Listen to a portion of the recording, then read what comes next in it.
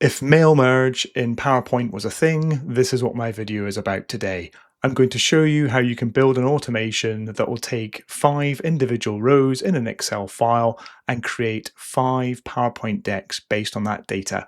We will dynamically populate those text placeholders using an automation, something that you can build in 15 minutes. Let's jump into the demo. So here I am in PowerPoint and I have a 4-slide deck, and within those different slides I have placeholders. You can see I have a placeholder here for client name. It's wrapped in curly brackets, and there is a reason behind this, as I went on an absolute deep dive rabbit hole trying to get this to work consistently. So I'm doing this using low code. The reason I'm using low code is I want that consistent, easy output in the form of a PowerPoint template. I have this template and I want to be able to populate it with data. And as you can see here, the PowerPoint is currently populated with data where there might be placeholders for amounts and discounts based on this very template.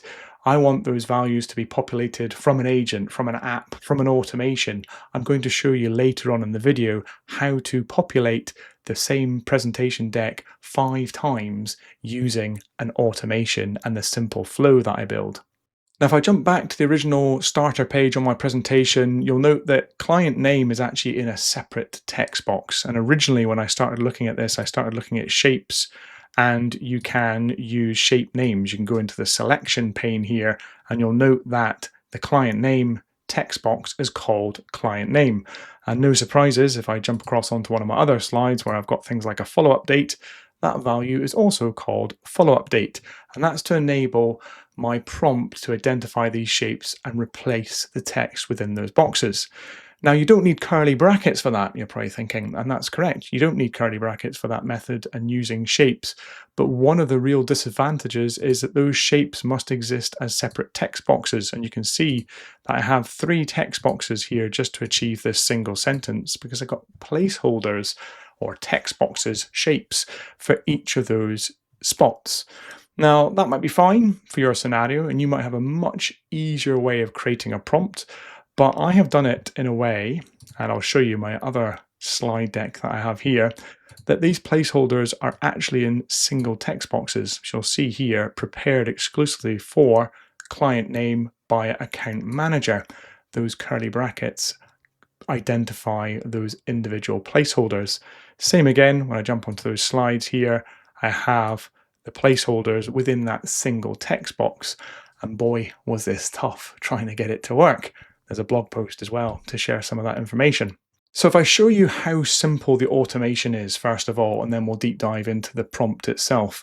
I have a flow here that's based on a manual trigger. It gets the file content in the form of the template with the placeholders. It runs a prompt. I have a compose action, which was just for debugging, and then I create a file. And all that means is it uses one of the 2 templates here, the one with the shapes or the one without the shapes. The one without the shapes is now my preference, and then it outputs a file, which is one of those files I've just shown you. Just making sure you're still watching. If you are, make sure you like and leave a comment. Cheers. As you can see, it runs very fast. The trigger can be swapped for when a file is uploaded, or when someone presses a button in Power Apps, or when someone has a conversation with an agent. You can pass variables into this very simple flow and generate a PowerPoint deck in that template format, consistent, no AI involved there. It will always be the same. If I jump in to edit this flow, the real important thing to look at is this runner prompt. And you can see that the runner prompt has loads of input parameters. Those input parameters are based on the placeholders that are within the template, so those squiggly brackets that we saw. Now, if I go into edit, we'll be able to see the prompt. And this is where AI is involved, but not in a sense that it is extracting any information from the data that I provide to the prompt, albeit that would be possible. It's actually being used to write Python, and that's the code. That is the pro code that maybe you and I don't really know much about. So we're using this prompt capability within the Power Platform to write Python. Now, I have a video, no surprises, on Code Interpreter, but in order to toggle it on, you come into Settings and you will see that Enable Code Interpreter. Now, by doing so, when you write a prompt, and it's a very complex prompt as you can see, but the main bit for Us is the placeholders and the description of the placeholders, and then some text inputs. So here I have a text input for the client name. I have one for the account manager. I have one for the owner. And these are the values that come through into your flow. And those are the values that you then dynamically populate. So by defining these input parameters on the prompt, and by defining the input parameter for the template PowerPoint, we're able to test this. And when we test it, what happens is there is some code that is written. And if I click on code, we can see the Python. Now, like I say, you and I do not necessarily need to understand this Python. This Python is written once when you test. So every time you test, new Python is written. If you save your prompt, that Python code gets committed, and it will be that same code that is run every time. So if you modify that PowerPoint deck, you'll have to come back into the prompt, you'll modify the prompt, you'll hit the test button, it'll write new code. You can evaluate it here over on the right hand side, and then you can save it, and then you can continue with your automation. Now, I shared all my learning in the blog post rather than going into great detail within this video, but if I show you some of the things that went wrong, here is a PowerPoint deck I prepared earlier. The client name was not populated, neither was it here or the account manager, but we can see things like the presentation date in account manager was populated. And I had some issues with the follow-up dates as well. That wasn't populating despite the prompt having that information. That was all fixed by writing these important rules for replacement. And that's what I used to guide AI when it was writing the Python so that it ensured it didn't miss out any of these placeholders that I put in my PowerPoint deck. So I thought I'd take a stop and pause and talk about the potential alternatives. So we're using a prompt here in the Power Platform, which is writing Python for us. We're low coders, and that saves us, obviously, the experience of knowing how to write Python. Now, there are new capabilities coming. If I was to jump across into Copilot Studio, you'll see that we have skills, and those skills are markdown files. You're going to see them across all platforms now, and those markdown skills can also include Python. Now, that Python can be modified by you, I, or AI. So if you are an expert in Python, or if you want to create a repeatable skill rather than a prompt, this is currently in preview, but it's certainly a possible route for anyone that's in the low or pro code space. If you're entirely in the pro code space, then I would consider looking at the Azure functions, and that would allow you to package up Python once more and create your own function that can populate a PowerPoint template. Now remember, all these scenarios are based on automation or via apps or via agents. You create that tool, you can call it multiple times, you get that consistent output, which is what we're looking for. I'm also aware of things like Encodian. They have a connector or an action that allows you to populate PowerPoint presentations. Same idea, placeholders, and it will populate that text. So to finish off the demonstration, I have an Excel file here. That Excel file has 5 different client names and account managers and all those various input parameters for my automation. I'm going to show you how you can switch up that original flow, access this table, and create those 5 presentation decks at a click of a button, and then you can build out an automation to suit your scenario. So if I jump back into that original Power Automate flow that I've got, if I open up that runner prompt, you'll see that the values within the runner prompt are all fixed at the moment. We're going to change things here, and we're going to go and list rows present in a table, which will allow us to connect to our Excel file. So there's our list rows present in the table. You, of course, could be doing this with SQL or with Dataverse. There are many, many options here for data sources. I'll go into my documents library and I'll hunt down that client data file. Within that client data, I have a table. That table is called client data, and that will then bring back through all the values. Now, the runner prompt, like I say at the moment, is based on fixed values. If I come in here, we'll see that the list rows has got all the dynamic data. And if I search for industry, and I guess before I click this, one to watch, is that this runner prompt is currently running sequentially, but as soon as I go and populate, let's drag this to the right-hand side, as soon as I populate this with a dynamic value, like the industry, you'll see it jump into an apply to each because it is now going to go through row 1, row 2, row 3, row 4, etc. And it will run that prompt multiple times. Now, the create a file, of course, is outside of that apply to each.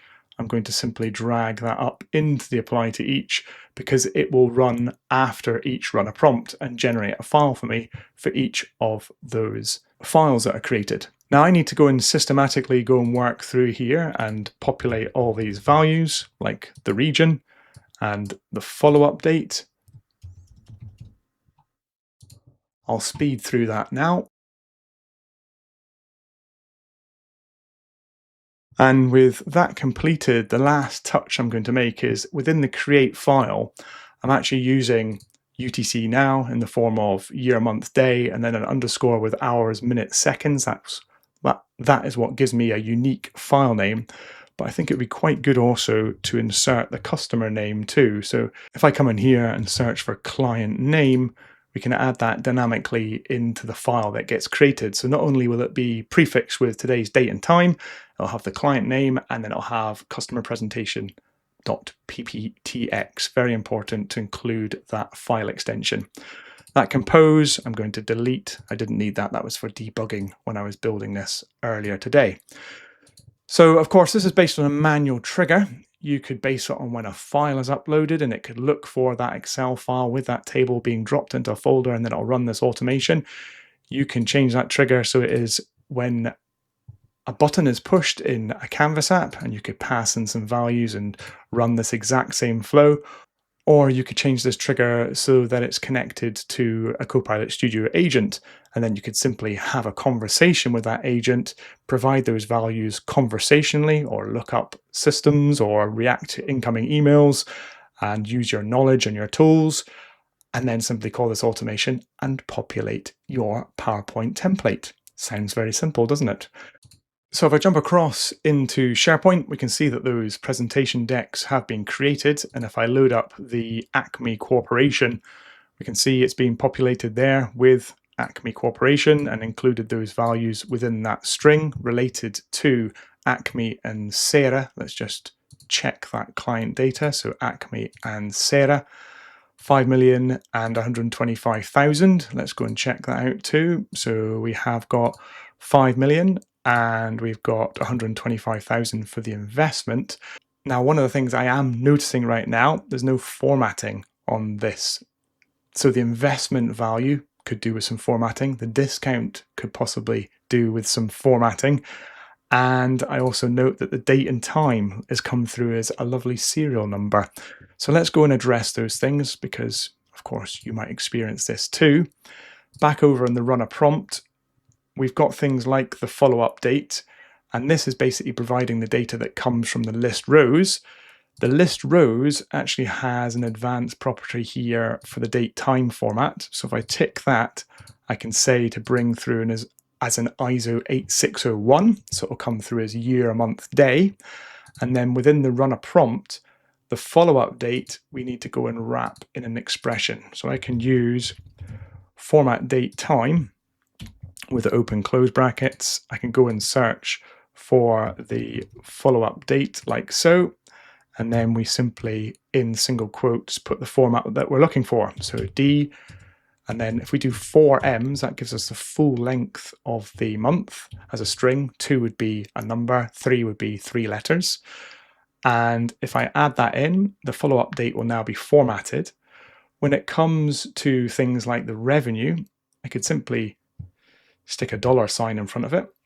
Or with the price, let's try a different format. I can come into FX here and do format number. I can insert the price value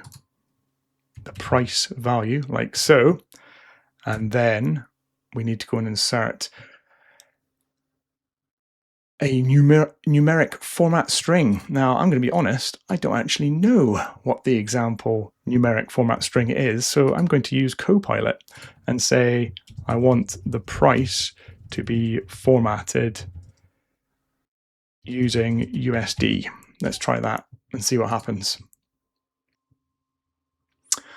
Okay, well, it's using format number, it's using that price, and I'll accept that and add it in. That'll format our price.